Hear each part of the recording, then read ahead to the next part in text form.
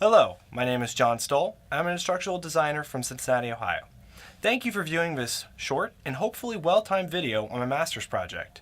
Before diving in, this is a Petra style presentation with 20 slides transitioning every 20 seconds. It was created by myself and produced by Danielle Calhoun. With that being said, let's get started. The format of this presentation will sort of follow the style created by EDUCAUSE's 7 Things You Should Know About. I'll be using a bit of a modified version covering all 3 artifacts. So what this will look like is, after I go through kind of the background on each artifact, I'll go over to project takeaways. And with that being said, let's jump into the technology artifact. The technology artifact of my portfolio was a project I worked on for my Universal Design for Learning class. The learning object was originally created by a different college and articulates storyline. I then took the object, redesigned it, and added to it for use at the UC's College of Business. To evaluate this project, I used the guidelines and checkpoints identified by the National Center on Universal Design for Learning. The evaluation consisted of 2 pieces. One was a self-evaluation where I myself went through and evaluated, and the second piece was a peer evaluation comprised of 3 instructional designers at the University of Cincinnati. This artifact was significant for the College of Business because there weren't any resources like this. This was a brand new initiative. And given that the college has a strict stance on academic integrity, and the fact that we don't have internal online resources for plagiarism, this was a big step in making sure that we're preparing students for writing with integrity and confidence. There were challenges during the evaluations and resulting revisions. In places, the tab order was not set up correctly, the text version of the narration would not display, and the variables would not work as expected. All of these items had to be addressed because they directly relate to the accessibility of the learning object and several checkpoints of the UDL guidelines. Well, let's talk about where the object's going. I was able to fix the major outstanding issues from the previous slide after receiving the peer feedback. For the future of this object outside the portfolio, I plan on investigating a couple new methods to add a social component into the Articulate Learning object or embed it on the Blackboard orientation site where it's hosted. The main lesson I learned from the artifacts evaluation was that implementing the guidelines and checkpoints of Universal Design for Learning is extremely difficult. But having 3 instructional designers go through and help review the learning object helps identify considerations that would have otherwise been missed by me. Now, the theoretical artifact in my portfolio was a paper I wrote for the Curriculum, Theories, and Trends class. The paper originally had a ton of issues, primarily with the format and message.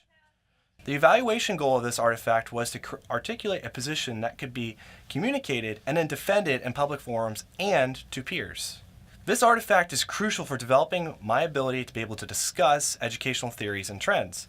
But this skill will also be useful when talking to potential employers, stakeholders in the instructional design process in my current position, subject matter experts, administrators, peers in the instructional design community. All of this needs to be backed up with theory. The primary challenge in evaluating this artifact was the research process, but it was also incredibly rewarding. Researching theories and practices was exciting and directly impacted my work at the College of Business.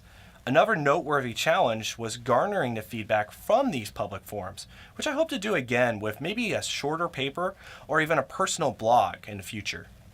This artifact is going to be used as a living document, so the future of this will be it will continually to grow and develop in parallel with my instructional design and technology expertise.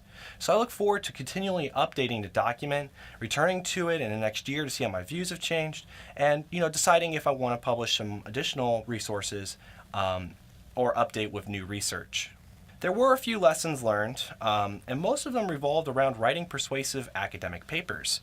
So I was continually impressed with the quality of comments from my advisor and from the public forums, which ultimately strengthened my own voice and message in this paper. Now, my curriculum artifact was a community of practice focus group study that I implemented at the UC College of Business. Originally, I had a paper that I wrote that proposed the idea, but I wanted to develop data and decide on the feasibility and quality of the community practice for faculty development. The study consisted of 2 parts. The first was an in-class presentation and discussion on active learning, in which I presented some challenges associated with the active learning classroom and strategies, and then I hosted a productive discussion on how the challenges could be mitigated. The second part involved the participation in a Slack community which I used to kind of continue the discussion from the class and provide additional resources. The project was significant due to the challenges with faculty development in my college that we've been experiencing. We have difficulty achieving effective training at scale, and a community of practice based on Lave and Wanger's work seemed like a great option for creating networks of self-reliance and increasing the relevancy of the training itself. The biggest challenge with this project was faculty participation, though. The ideal sample size was 4 faculty members, but unfortunately, I was only able to have 2 faculty members participate and an administrator from my department.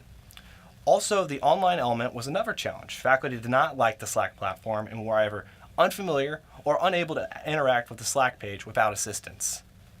The future is a great question here.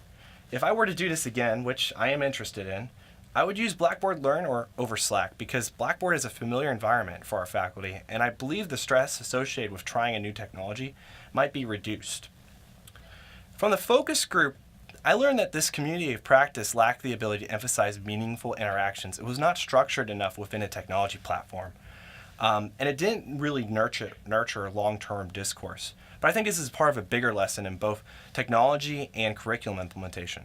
Both need to be very intentional, need to be a little familiar, and they have to be relevant to the instructional goals.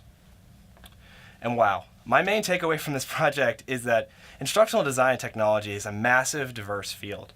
A necessary and key skill for any instructional designer that I have been developing throughout this project and this program is not just reading and regurgitating the research, but analyzing the validity of the research and identifying the relevancy to what I'm doing. And then being able to translate that understanding into practices. Well, that's it for now. Thanks for watching.